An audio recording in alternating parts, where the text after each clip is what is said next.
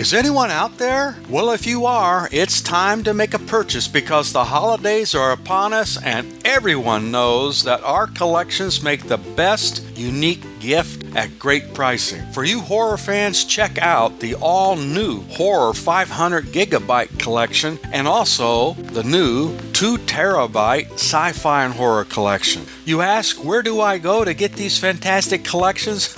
Well, you go to oldtimeradiodvd.com, of course. And while you're there, sign up for Nostalgia USA Digital Magazine with over 15 hours of audio and video on every issue, all free. Where, you ask? Well, oldtimeradiodvd.com, of course. Visit today. Order today. oldtimeradiodvd.com. Trust me, you'll be glad you did. Our Miss Brooks, who teaches English at Madison High School, enjoyed her vacation during the holidays just as much as any other teacher. But as it drew to a close, she had a peculiar reaction. Although I felt that my vacation had done me a lot of good, now that it was over, I was keyed up and enthusiastic, simply raring to go. Raring to go on another 2 weeks vacation. Meanwhile, I went about the business of getting used to working again and spent the past week noticing conditions which hadn't seemed so deplorable during the hustle and bustle of holiday time at the school. I was telling my landlady, Mrs. Davis, about them while we were having breakfast Friday morning. Let me pour you a cup of this coffee, Connie. It's Rio de Janeiro style. I just got the recipe. Rio de Janeiro style? Yes. I mashed up a few Brazil nuts and mixed them with the coffee ground. That's one reason why the blonde hair of a Brazilian is so outstanding. But, Mrs. Davis, very few Brazilians have blonde hair. That's another reason it's so outstanding. But I'm afraid I've interrupted something you started to say to me, Connie. Oh, it wasn't very important. I had just said that I really shouldn't do that. It's a habit I picked up from my brother Victor. He's terribly absent-minded. I thought your sister Angela was the absent-minded one in the family. Angela? Yes, that's what you told me. What did I tell you? That she was very absent-minded. Who? Your brother Victor. Now, how did you know that? You've never even met Victor. But he is confused sometimes, poor dear. Why, you could be talking about something to Victor and he'd seem as interested as could be in the conversation. But then if you just looked away for a moment, it could be right in the middle of a sentence that... Yes, Mrs. Davis? Mrs. Davis? Yoo-hoo, Mrs. Davis! Oh, good morning, Connie. I was just looking for the cat out in the kitchen. She hasn't touched her milk. What do you hear from Victor? Victor? Oh, my brother. Oh, he's fine, thank you, dear. He calls me quite regularly. My sister Angela's the one that worries me. She's the absent-minded member of the family. But I keep feeling that I disrupted your train of thought. Did I, Connie? There's not a car left on the tracks but the caboose. I was merely telling you, Mrs. Davis, that I never realized how bad conditions were at school until this cold spell set in. Why, my classroom is so drafty that half my pupils can't answer questions because their teeth are chattering. That must be awful. Young people have such loud teeth. Yes, sometimes my room sounds like a dice game on a tin roof. Have you talked to the principal about it? Not yet, but I'm going to today. He's just got to get the Board of Education to allot us a bigger budget for coal. Well, I wish you luck, dear. Is Walter Denton picking you up this morning? Yes, Mrs. Davis. Oh, good. Connie, I'd like to apologize again for interrupting you before. As I say, I've been a little worried about my eccentric brother, Victor. Before you go, though... Yes? Goodbye, Connie. Goodbye, Mrs. Davis. And by the way, Mrs. Davis... Yes, Connie. Yes, Connie, Why, she's gone. Poor thing. She's been under a terrible strain lately.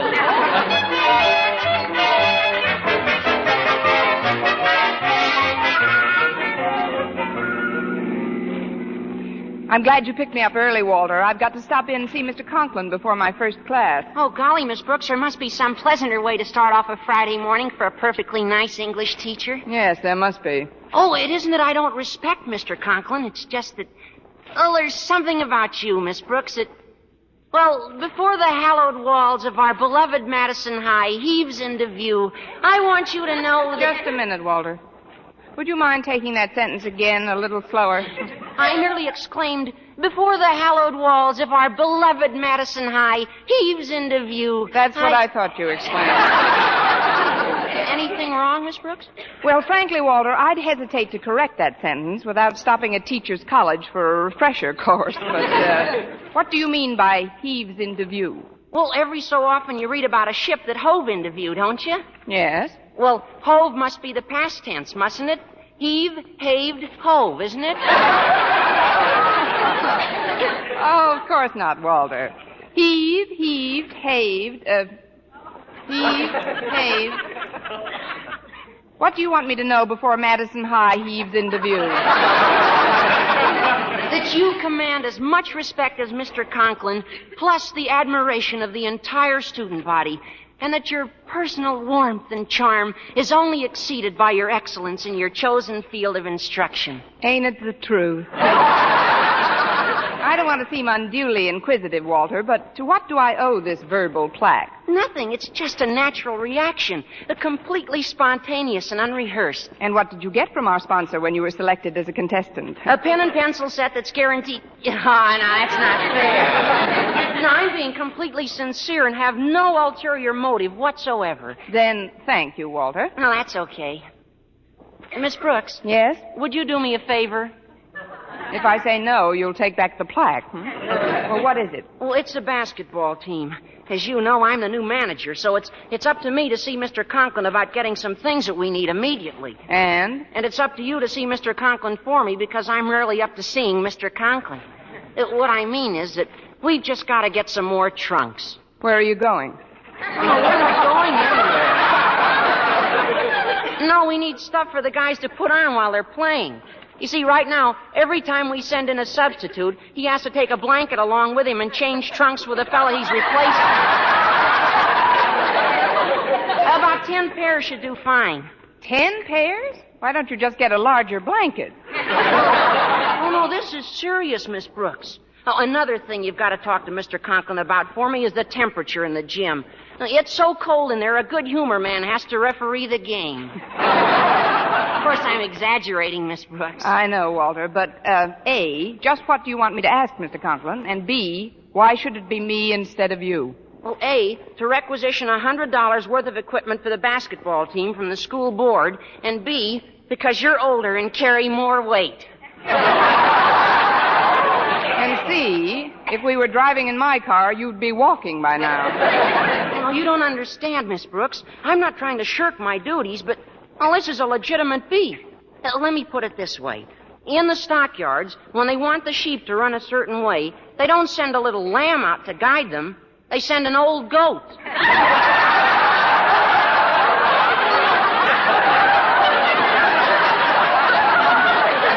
I mean, you've seen it in the newsreels, I'm sure, where the goat and the... Gosh, I hope you're not mad, Miss Brooks. Oh, forget it, Walter. Why should I be mad? Then you'll do it? You'll ask Mr. Conklin for me? I'll do my best. Now, you'd better start putting on your brakes. My brakes? Yes, the hallowed walls are hiving into view.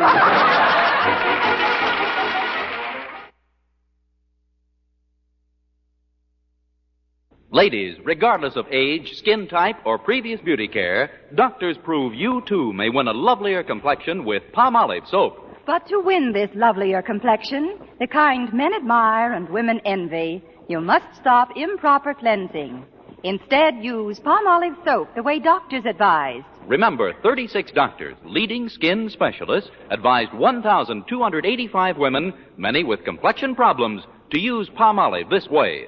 Some have dry skin, some oily, some coarse-looking. Using Palmolive soap alone, 2 out of 3 won lovelier complexions. Now, here's what the doctors advise.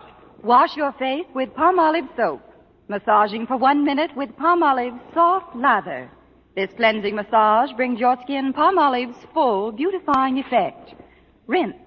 Do this 3 times a day for 14 days. It's that simple. But doctors have proved this way, using nothing but Palmolive, really works. So forget other beauty care. Use Palmolive soap alone for a lovelier complexion. For loveliness all over, use big, thrifty bath size Palmolive in your tub or shower. Well, here we are at school, Miss Brooks. If you will kindly disembark, I'll find a place to park and then return for a joust with the forces of education. If I was a gambler, Walter, I'd bet on you to place. Oh, there's Harriet Conklin. I think I'll ask her what kind of a mood her father's in. Okay, Miss Brooks. I'll see you later. Just a minute, Harriet. I'd like to talk to you. Oh, hello, Miss Brooks. I'm glad we ran into each other. Same here. Harriet, did you have breakfast with your father this morning? Well, yes, I did. How was he? His temper, I mean. Pretty good, Miss Brooks. Until Mother showed him some of the bills that had come in. Then what did he do? Nothing unusual. He just slammed down his paper, bit through his coffee cup, and left.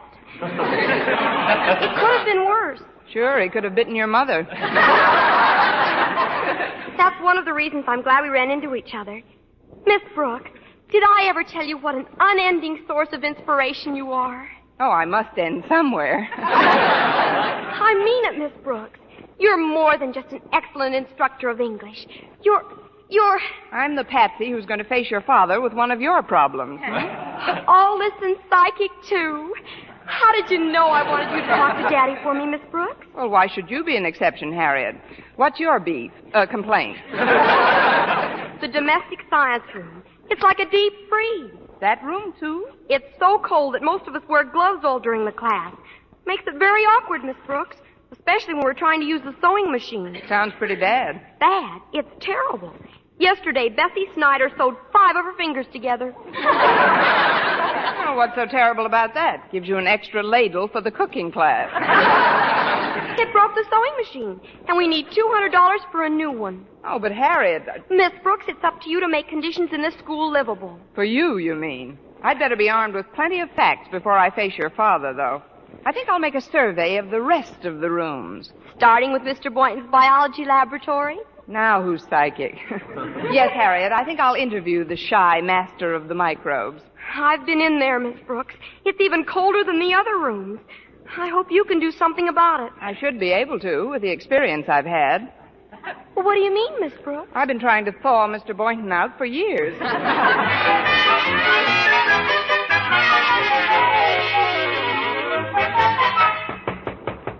Come in. Hello, Mr. Boynton. Oh, it's you, Miss Brooks. How do you feel this morning? Cold, thanks, especially in here. Where do you hang your sides of beef, Mr. Boynton? Oh, it's kind of silly at that. I was going to ask Mr. Conklin about the heating situation, but now that you're here, I wonder if you would... Naturally. You better slip this coat on. Even your voice is shivery. No, this outfit I'm wearing is fairly warm. I've got 4 sweaters on, you know. Really? Where? Let's not get racy, Mr. Boynton. Sorry, Miss Brooks. I didn't mean anything personal. You never do. The situation is pretty bad. Now, take my prize frog, McDougal, for instance. He's had a sore throat for weeks, and now with this cold spell, I'm afraid he's developing sinus trouble. Oh, here's his cage right here. Hello, Mac. How do you feel? Gesundheit. Have a Kleenex, Mac. You're welcome. It's no wonder he's sick. Look at the tank he's in. No provisions for heating the water at all. Or this morning, his breakfast was frozen 2 inches from his nose. By the time he did eat, he had indigestion. That's really awful, Mr. Boynton. This equipment is pretty obsolete. What's this bowl here? Oh, these must be some new fish. What's the name of these pretty blue ones, Mr. Boynton? Goldfish. They're just cold. They could slap their fins together. Oh, look at these cute little guinea pigs. Now, they're what I call sensible animals. Look how they huddle together for warmth in their cage. You know, Mr. Boynton, you and I could keep kind of warm that way, too. Oh, no, we couldn't, Miss Brooks. We could never fit into a cage that size. Well, no, but it would be fun trying to.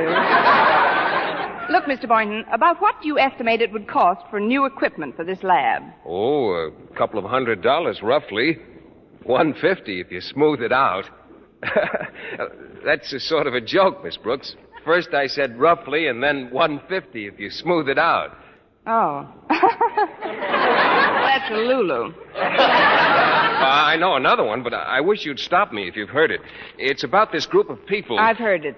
You have? The one about the group of people who are all discussing something in a very animated manner, and suddenly they stop, and this one fellow says, "Is anybody eating a lifesaver?" And somebody else says, "Why?" And the first chap says, "Because there's a hole in the conversation." Is that the one you've heard? No, I heard a different one. Tell yours. Well, it's about... I just did tell it, Miss Brooks. Oh, so you did, Mr. Boynton, and a little beauty it was, too. But I better get ready for my first class now. I'll see Mr. Conklin at the beginning of lunch period. Well, it's awfully nice of you to do this, Miss Brooks. Will you have lunch with me afterwards? Oh, I'd love to, Mr. Boynton. And, Miss Brooks, please don't even bring your purse with you. It only embarrasses me when you try to pay your own check in the cafeteria. All right, Mr. Boynton. I'll leave my bag in my desk. Fine. When I see you to your room, I can pick up what you owe me. That's a good one, too. What am I laughing at? He's not kidding.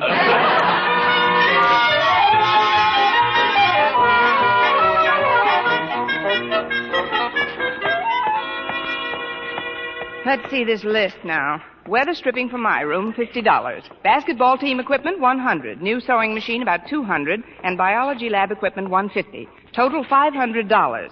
Of course, that's without the additional coal we'll have to get. Well, here goes. Come in.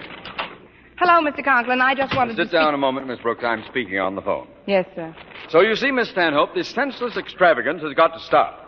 Why, do you realize that your art class used up 3 more drawing pencils this month than last? What do you think the school board is made of? Money? What? How can you cut down? Tell the students not to sharpen them so often. And remember, Miss Stanhope, it isn't the 50 cents involved that's important. It's the money. Get on the ball and let's start cutting down expenses around here. Good day. Now, what do you want? Happy New Year, Mr. Conklin. I just happened to be passing your office, and I thought I'd stop in and say hello. Hello. Now, if you'll excuse me, I was just going to lunch. But, Mr. Conklin, you don't want to go up to that drafty cafeteria. What do you mean, drafty? Oh, it is. It's almost as bad as the schoolrooms. What? And the gym and the biology laboratory and the domestic science room, in which your own daughter Harriet is at this very moment shivering and shaking while she sews her gloved fingers together on the sewing machine which Bessie Snyder broke. There, I said it, and I'm glad. If you're angling for another vacation, Miss Brooks, the answer is no. Now compose yourself and talk like a rational human being. Well, it's like this, Mr. Conklin. If we could get a larger appropriation from the school... A larger appropriation? Miss Brooks, let me tell you what I was planning when you so fortuitously entered my office. I was planning on a general revision of expenses, an economy wave the likes of which this school has never seen. For example, you will in the future direct your pupils to use half as much chalk. You mean no more capital letters? Exactly.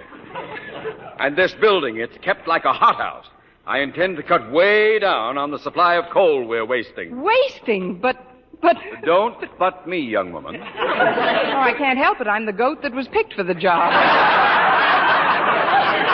That is, it's not a question of a lot of money, Mr. Conklin. And the temperature of the school is very important. It certainly is. And I find it extremely comfortable for the most part. But why are you wearing your overcoat? It's just a silly quirk of mine, Mr. Conklin. I'm trying to break up an ice jam in my arteries. Oh, nonsense. And take off those gloves. And I wish you'd stop smoking while you're talking to me. I'm not smoking. I'm just breathing. Well, cut it out. That's the trouble with people nowadays. They're all mollycoddles, softies.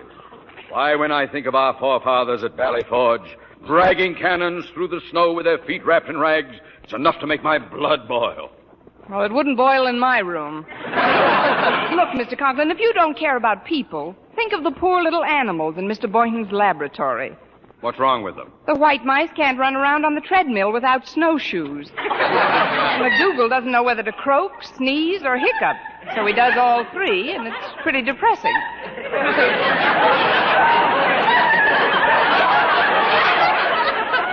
Well, then don't listen to it. And how about the basketball team? Walter Denton says that every time one of his substitutes goes into a game, he has to hide behind a trunk while they're changing blankets. And just think, $100 would remedy the entire situation. $100? Plus $200 for a new sewing machine, $50 for weather stripping my room, and $150 for warmer tanks and better equipment in the biology lab. $500 is all you have to requisition from the board, plus some added money for coal. And if you'll sharpen the sword, I'll fall on it on my way out.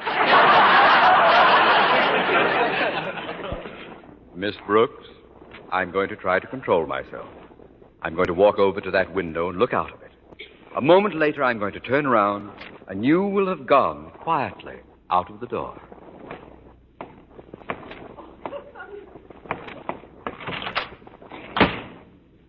That's better. $500 indeed. Plus coal. Get out!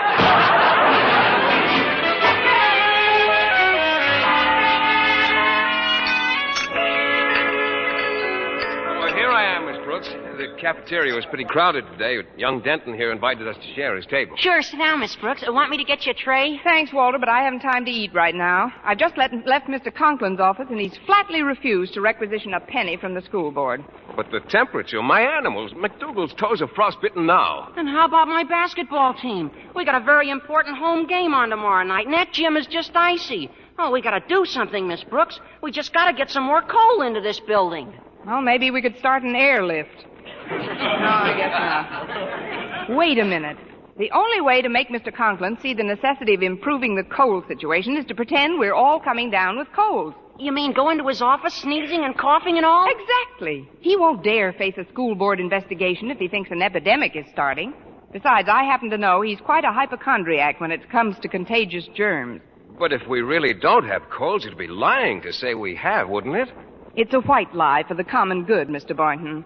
Oh, but you know what happens to me when I tell a falsehood. I have a psychosomatic symptom that causes me to hiccup. Well, we'll have to take that chance. Think of McDougal, Mr. Boynton, and those blue goldfish swimming around depending on you to do something. I'll do it, Miss Brooks. I'll be darned if I don't. Oh, I beg your pardon. Oh, forget it, Mr. Boynton. In a crisis like this, even I resort to profanity. Oh, fudge.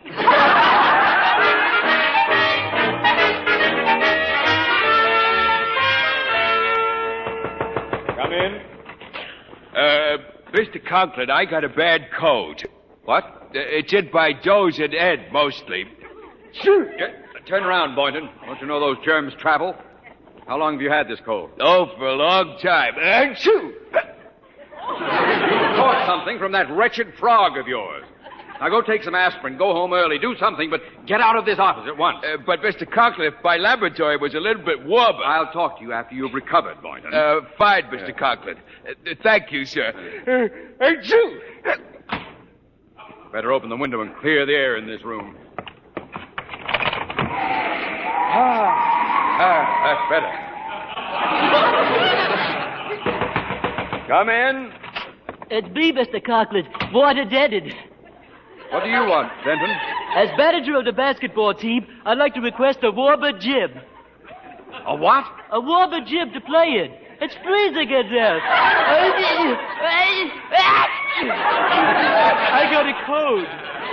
You too? Well, cover your face when you sneeze. We got a very important game to play tomorrow, and we need some heat badly. Heat? Well, if you've got such a bad cold, Denton, you'd better not come round to the game tomorrow. What? I'll be there, and I'll appoint another manager. But I'm not that sick, Mr. Conklin. Gosh, I feel great. I mean... I think I know what you mean, Denton. This is all a scheme to get me to ask the board for more money. And I think I know who put you up to it, too. She did not. Oh, that is... Come in, Miss Brooks. How did you know it was me, Mr. Conklin? I heard you rehearsing your sneeze. Gee, you look great, Miss Brooks. Never saw you looking better. Thank you, Walter. You couldn't possibly have a cold or anything the way you look. Know what I mean? Keep talking, Denton. I don't mind. Why, what's the matter with you, Walter? I've a terrible cold in my chest and my head. It's from my room, Mr. Conklin. Mr. Conklin, if that isn't a scream, you sure do a funny imitation of a person with a cold, Miss Brooks. What do you be, debitation? Sure. Everybody knows you're just fooling. Among my own pupils. A stool pigeon. I knew this was all a plot, Miss Brooks, and I'm ashamed of you. Why, just because there's a little fresh air circulating through the school. Good fresh air, you throw a fit. Our forefathers should see you now. Those men at Valley Forge dragging the cannon through the snow with rags tied around their feet. Why, when I think of those... The door was open, so I just came on in, Daddy. What is it, Harriet? I talked to Mother on the phone a little while ago, and her back's bothering her a bit. She'd like the heating pad. What heating pad? The one you've got under the cushion you're sitting on. Here's the plug back here. Now, if you'll just get up a minute. There we are. I'll take it home to Mother right away. Where in the world did that thing come from? From Valley Forge, of course. The boys must have got some hot rags for their feet.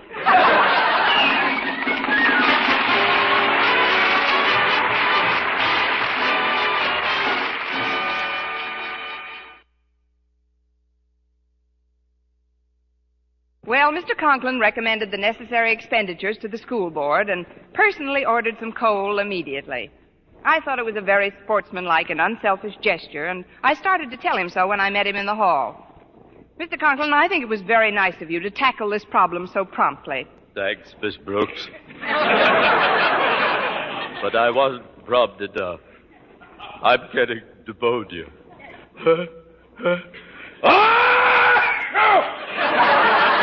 Oh, what's the difference, Mr. Conklin? As long as you've got your health.